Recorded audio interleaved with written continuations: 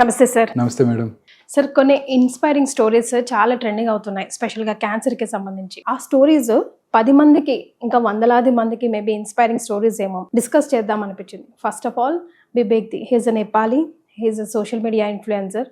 He fought, వాళ్ళ family, వాళ్ళ wife ఇచ్చిన సపోర్ట్తో అనితర సాధ్యమైనది అని చెప్పొచ్చు సార్.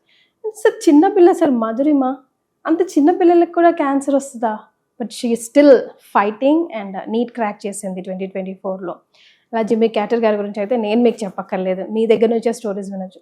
సో ఇప్పుడు కొంచెం అనిపిస్తుంది సార్, అమ్మా క్యాన్సరా, నేను పోతానేమో అన్న భయం పోయి we can still fight, there are an number of people who are going to help us అని అనిపిస్తుందేమో. కొంచెం అవేర్నెస్ అయితే పెద్దల్లో పిల్లల్లో వచ్చేసిందేమో అనిపిస్తుంది. వాట్ డూ యూ సే?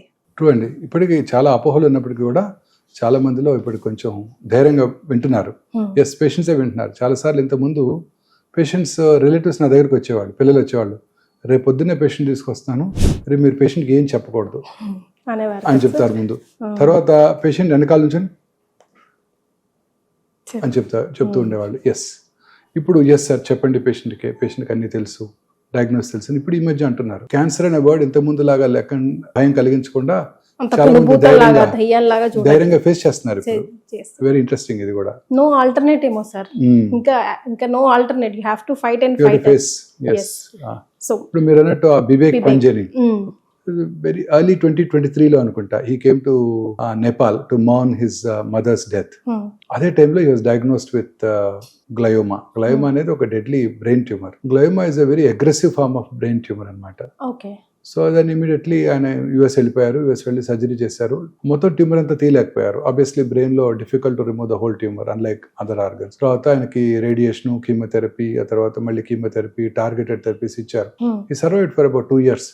2024 డిసెంబర్లో ఆయన సకుంబ్ అయ్యారు. బట్ త్రూఅవుట్ దిస్ జర్నీ ఆయన వైఫ్ చాలా మందికి ఇన్స్పైరింగ్ గా ఉన్నారు. వాళ్ళ ప్రాబ్లమ్స్ వాళ్ళు షేర్ చేసుకుంటూ ఎలా వారి వైఫ్ వారికి సపోర్ట్ ఇచ్చింది, లవ్డ్ వన్స్ అలా సపోర్ట్ ఇస్తే వాళ్ళు ఎలా ఫేస్ చేయగలరు, వారి యొక్క రెసిలియన్స్ ని, స్ట్రెంగ్త్ ని, పర్సివరెన్స్ ని ప్రజలందరూ చూశారు. చాలా మంది ఇన్ఫ్లుయెన్స్ అయ్యారు. చాలా మంది పేషెంట్స్ కి ఒక గ్రేట్ స్టోరీ లాగా కాకుండా how to face this challenge అన్నది చాలా నావెల్ గా ఉండింది.